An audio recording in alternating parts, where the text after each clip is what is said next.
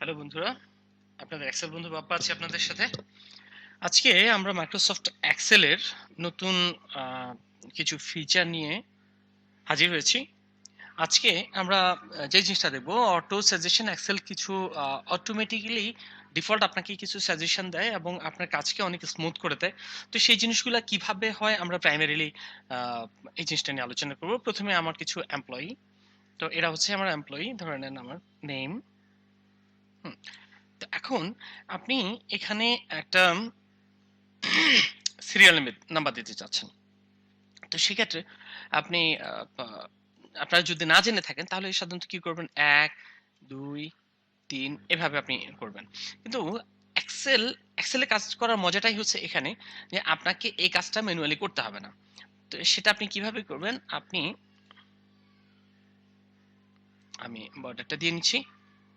আমি এটাকে সেন্ট্রাল করলাম, করার পরে আপনি যদি এটা ধরে আহ, আপনি এটা যখন এখানে প্লাস চিহ্ন আসবে সেখানে কন্ট্রোল চেপে ধরে আপনি নিচের দিকে টান দিলে আপনি দেখেন অটোমেটিক্যালি একটা সিরিজ আকার এটা চলে আসছে।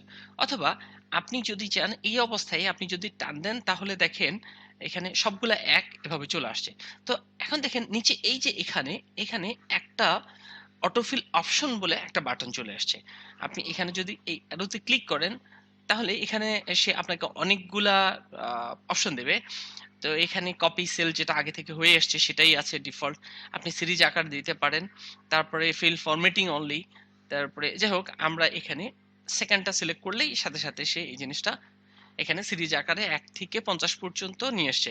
আপনি যদি এই জিনিসটা ম্যানুয়ালি করতেন তাহলে আপনার মিনিমাম 1 মিনিট সময় লাগতো, কিন্তু সেই জিনিসটা করতে হলো না। তারপরে আপনার যদি এই ডাটাটা অনেক বড় হয়ে থাকে, কয়েক হাজার শিট হয়ে থাকে, তাহলে আপনি ম্যানুয়ালি টাইপ করার সময় এমনও হতে পারে আপনি কোনোটা স্কিপ করে গেছেন, অথবা আপনি একই নাম্বার দুবার দিয়ে দিলেন, এমন হতে পারে। তো আপনি আহ, যদি ড্র্যাগ করে এভাবে নিয়ে আসেন তাও পারেন, সেক্ষেত্রে আপনাকে অটোফিল দিতে হবে। অথবা আপনি এই প্লাস চিহ্ন থাকা অবস্থায় কিবোর্ডে কন্ট্রোল চেপে ধরে যদি আপনি টান দেন তাহলে অটোমেটিক্যালি আপনাকে এটা সিরিজ আকারে আহ, দেখাবে। এখন ধরেন আমি মান্থের, এরা আমার এমপ্লয়ি, তো এদের হয়তো একটা বছরের আমি সেলস রিপোর্টটা তৈরি করব। তো সেক্ষেত্রে আমি শুরুতে লিখলাম জানুয়ারি। জানুয়ারি দেওয়ার পরে আপনি পরেরটা ফেব্রুয়ারি মার্চ এপ্রিল এভাবে দেবেন, কিন্তু আপনাকে সেই জিনিসটা করতে হবে না। আপনি যখন এখানে প্লাস চিহ্নটা আসবে আপনি এখানে ড্র্যাগ করে দেখেন, সে অটোমেটিক্যালি আপনার জিনিসটাকে সেভাবে নিয়ে নিয়েছে। অথবা আপনি যদি শুধু জান দিয়ে দেন, তার মানে আমরা জান দিয়ে জানুয়ারি বুঝাই, আপনি সেভাবে টান দিলেও এই যে দেখেন ঠিক সেভাবেই এই জিনিসটাকে এখানে উপস্থাপন করলো। এখন ধরেন আমি এটাকে টোটাল দিলাম। তো দেওয়ার পরে আমি পুরো রেঞ্জটাকেই এখানে সিলেক্ট করে আমি এটাকে বর্ডার দিয়ে দিলাম। আচ্ছা, কিভাবে বর্ডার দিতে হয় আমরা পূর্ববর্তী ভিডিওতে আপনাদেরকে দেখিয়েছি। তো এখন ধরে নেন হচ্ছে এটা আমার এমপ্লয়ির, আমি একটা সেলস রিপোর্ট তৈরি করব। তো আমি কিভাবে করছি এই জিনিসগুলো আমি আসলে পরে দেখাবো আপনাদেরকে ইনশাল্লাহ।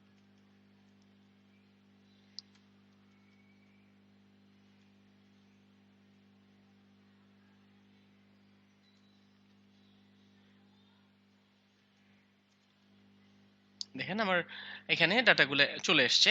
তো সেক্ষেত্রে আপনারা ইতিপূর্বে আমরা যখন সাম করা দেখিয়েছি তখন আপনি কিভাবে এখানে সাম করতে পারেন। আমি এখানে যদি ক্লিক করি, ও এটা নিচে চলে গেছে, আমি আসলে পাশে চাচ্ছিলাম। তো সেক্ষেত্রে আমাকে এটা সিলেক্ট করে আমি যদি অটো সাম দিয়ে দিই, অথবা কিবোর্ড শর্টকাট অল্ট সমান সমান এই জিনিসটা যদি দিয়ে দেন তাহলে আপনার এখানে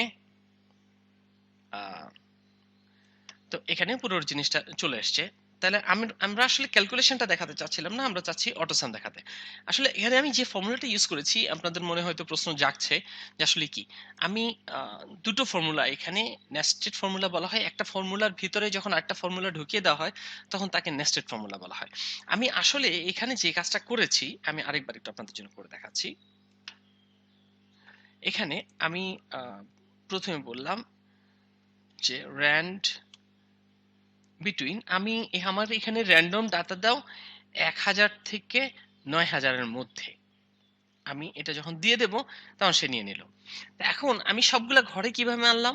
সেটা হচ্ছে আমি যখন সবগুলা ঘরকে সিলেক্ট করলাম, সবগুলা ঘর সিলেক্ট করার পরে আমি প্রথমটাতে যদি লিখি RAND between, রেন্ট বিটুইন আমি দিলাম 1000, 9000 মানে সর্বনিম্ন ভ্যালু এবং সর্বোচ্চ ভ্যালু। এটা দেওয়ার পরে আপনি যদি এন্টার দেন তাহলে শুধু ওই ঘরটাতে দেখাবে। আপনি যদি সবগুলা ঘরে একই ফর্মুলা আপনি দেখাতে চান, তো সেক্ষেত্রে কি হবে, কিভাবে কি করতে হবে, যে আপনি কিবোর্ডে কন্ট্রোল চেপে ধরবেন, তারপরে এন্টার দিবেন। এমনিতে আপনি এন্টার দিলে শুধু আপনার C2 তে ডাটাটা দেখাবে, কিন্তু আপনি যদি কন্ট্রোল চেপে ধরে এন্টার দেন, দেখেন সবগুলা ঘরে চলে আসছে।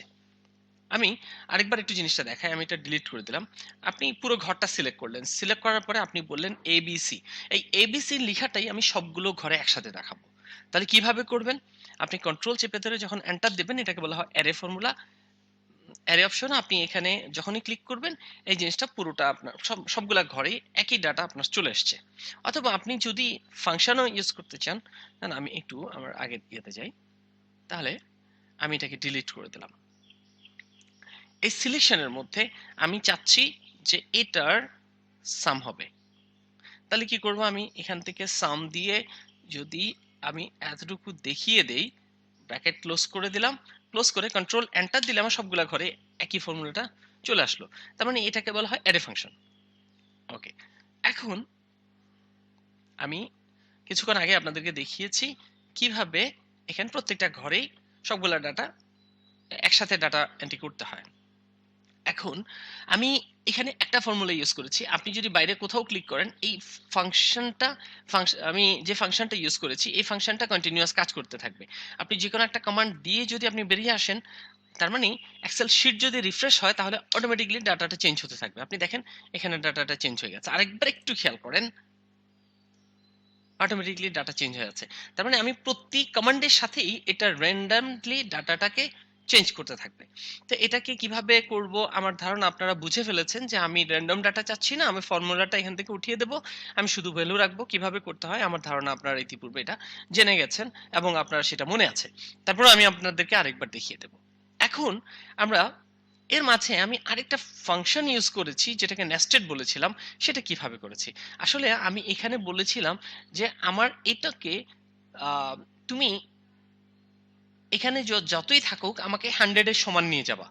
পরবর্তী ধাপ সিলিং মানে একটু উপর, সিলিং, যে ঘরে সিলিং আছে যেমন, ঠিক সিলিং মানে উপরের দিকে উঠে যাওয়া। আমি বলছি যে আমার এখানে তুমি 100 সমান উপরে নিয়ে যাবা। যদি 100 সমান সমান থাকে, এই যে যেমন এইটা খেয়াল করে দেখবেন, আচ্ছা, এটা যেহেতু র্যান্ডম ইয়েতে আছে, পরবর্তীতে এই ভ্যালুটা এখানে থাকবে না। তা আমি চাচ্ছি এখানে যদি সিলিং দেই, তাহলে সবগুলাতে এটা হয়ে যাবে 5400, এটা হয়ে যাবে 4200, কিন্তু এটা 3600ই থাকবে। কিন্তু যেহেতু ফর্মুলা আছে, এখানে ফাংশন আছে, এই জন্য এই ডাটাটা র্যান্ডম ফাংশনটা যেহেতু এখনো কার্যকর, সেহেতু এইটা চেঞ্জ হবে না। তা আমি এখানে বলছি সিলিং, তার মানে আমাকে উপরের দিকে নিয়ে যাও। কতটুকু পরিমাণ নিবা? 100 পরিমাণ আমাকে উপরের দিকে নিয়ে যাও। এখন আমি কন্ট্রোল এন্টার দেই, দেওয়ার পরে দেখেন প্রত্যেকটা ঘরেই কিন্তু সেভাবে সবগুলাতে 00 চলে এসছে। এখন আমরা যেটা দেখব যে এই ডাটাটাকে আমি কিভাবে এখান থেকে ফাংশনটা উঠিয়ে দেব। আমার যে এখানে ফর্মুলার ইউজ করেছি সেটা আমি থাকবে না, বারবার যেন রিফ্রেশ না হয়। সেক্ষেত্রে আপনি এটাকে পুরোটাকে কপি করবেন, পেস্ট স্পেশালি গিয়ে ভ্যালুটা দেবেন। আমার মনে মানে এতক্ষণে নিশ্চয়ই আপনাদের মনে পড়ে গেছে যে আমরা এই জিনিসটা এভাবে করতে পারি। অথবা আরেকটা জিনিস আমি আপনাদেরকে দেখাইনি, যে জিনিসটা আমি এখন আজকে দেখাবো। সেটা হচ্ছে আপনি এখানে যখন ক্লিক করবেন, এই যে স্টার মার্কস যখন চলে আসছে, এটাতে রাইট ক্লিক করে ডানে নিয়ে যাবেন। নিয়ে আপনি আবার বামে এনে এখানে যখন ছেড়ে দিবেন, তখন সে আপনাকে অনেকগুলো অপশন দেখাচ্ছে। তাও copy here as values only, আপনি যদি এটা দিয়ে দেন, ফাংশনটা চলে গেছে। দেখছেন ব্যাপারটা? তো এখন আমাদের মূল আলোচনার বিষয় যেটা ছিল যে আমরা অটো সাজেশনটা নিয়ে আর কিছু পরবর্তী ভিডিওতে আলোচনা করব। ততক্ষণ পর্যন্ত আপনারা সাথে থাকবেন। ধন্যবাদ সবাইকে।